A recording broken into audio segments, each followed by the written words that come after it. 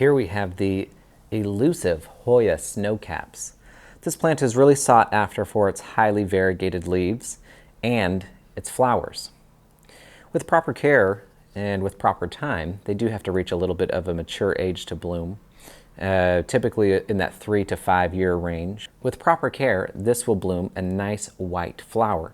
So it looks really great because you have highly variegated foliage and then you have a very white bloom on the end, which really pops. Now, to maintain this plant, you're going to need to give it very bright light, okay? A nice wide view of the sky. East-facing windows are fantastic because they provide the amount of light that you can that are needed to grow the plant and to bloom the plant, but you're not going to risk burning a plant typically in an east-facing window. Now, south and west-facing windows, they also have very bright light, but sometimes those windows can get a little hot. If you know you have a very hot south or west-facing window, make sure you back it off from that glass a foot or two to where it's still seeing a wide view of the sky. You got to get down on its level, look out, see what the leaves are seeing. If you're looking out, if you get down on its level and you're looking out and seeing a covered patio, or you're looking at your neighbor's house or a big mature tree, that's not going to work for this plant. It really needs a nice wide view of the sky. The more sky they can see, the more light they can consume. Remember, light is their food. And they're going to grow much better for you that way.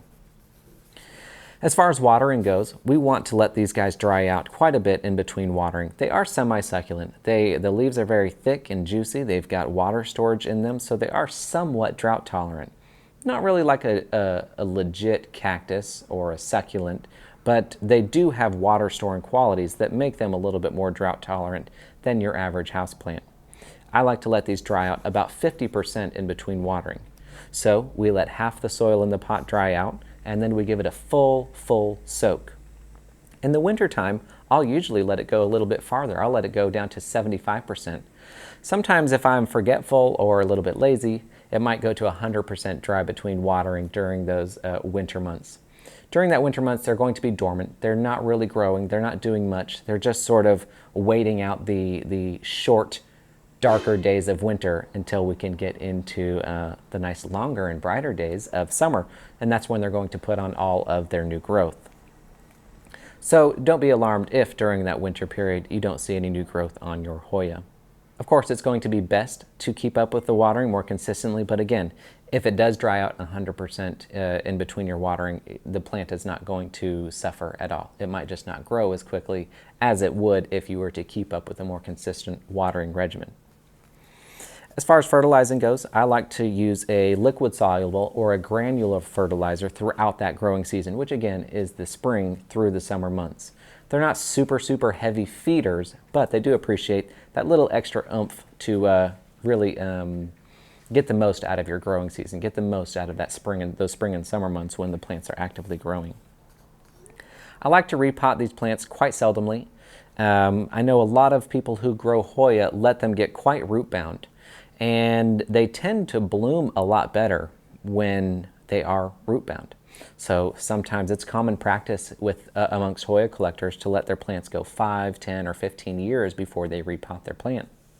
So don't be afraid about letting your Hoya go root bound. Now, when it is time to repot, I usually don't let them go for long periods of time without being repotted until they're more established, maybe in like a 6 or an 8-inch pot when they're a much larger plant. But when they're in small plants like this, I do repot them on a more regular basis until I reach that 6 or that 8-inch pot. An appropriate time to do that is during the spring and the summer months. Springtime, usually after the blooms have fallen off. And I like to use a ratio of 1 part houseplant soil and 3 parts cactus soil, or 1 part orchid bark and 2 parts cactus soil. That's going to give a lot of sharp drainage to the soil. Remember, that's important because it's already storing water in its leaves, so we want to make sure that it's draining quite sharply when we do water it. It's also going to provide quite a bit of airflow down to the roots, which is also really important for Hoya and preventing root rot. But that's going to do it for the care instructions for the Hoya Snow Caps. If you have any questions about this plant, let me know in the comments below.